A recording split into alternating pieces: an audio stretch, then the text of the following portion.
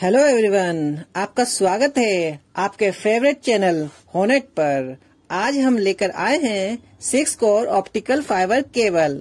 यह केबल इस्तेमाल होती है FTTH ब्रॉडबैंड और केबल टीवी मेन लाइन में। यह आउटडोर एरियल केबल है। इस केबल का आउटर डायमीटर 5.8 mm है, जैसा कि आप इस वीडियो में देख रहे हैं।